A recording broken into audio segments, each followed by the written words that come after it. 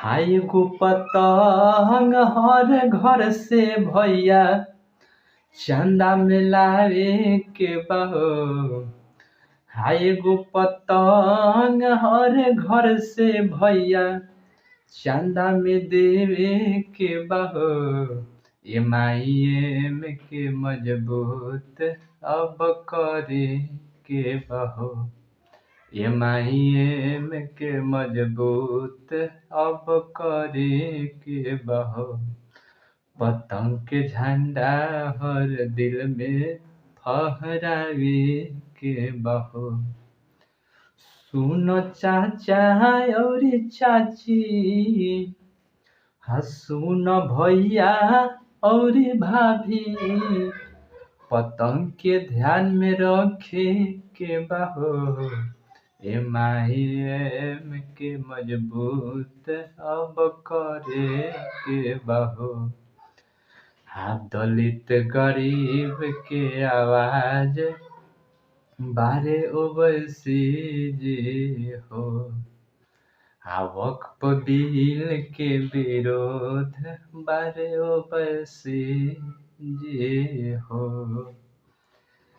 हाय M के मजबूत अब करे के बहो।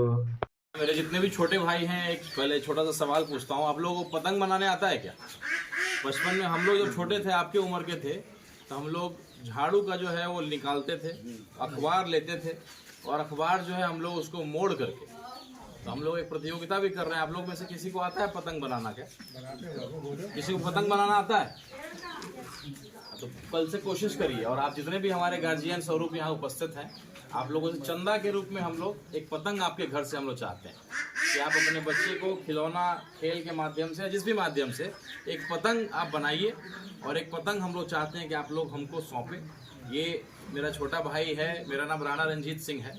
मेरे पिताजी सुरेंद्र यादव जी के साथ 20 साल मंत्री रहे लालू जी की पार्टी में। उनका नाम उनका स्वर्गवास हो गया है, उनका नाम श्री सीताराम सिंह हुआ। और मैं इसी पार्टी से इस बार MIM के टिकट से असुद्दीन ओवैसी साहब की पार्टी से मैं शिवहर का लोकसभा का चुनाव लड़ा था। बहुत मजबूती से लड़ा था, बहुत अच्छा समर्थन आप सब लोग का मुझे मिला था। और कई लोगों ने सोचा कि भाई ये ऐसे ही केवल पार्टी से आए हैं, मुसलमान की पार्टी से आए हैं, चुनाव लड़ेंगे, क्योंकि मेरे इलाके में मुसलमानों की संख्या 3-3.5 लाख है।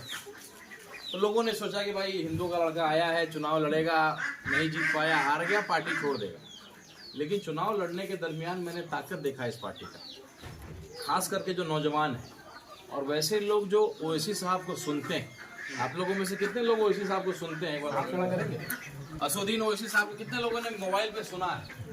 आज अगर वक्फ बोर्ड की लड़ाई किसी ने लड़ा है, किसी भी एक पार्टी ने, किसी भी एक पार्टी ने किसी एक व्यक्ति ने अगर लड़ाई लड़ी है वक्फ बोर्ड की, तो इकलौता नेता जिसको शेर के रूप में हम लोग जानते हैं, लोग कहते हैं कि अरे भाई क्या हो जाएगा, एक MP बना लीजिएगा तो क्या बिगाड़ लीजिएगा।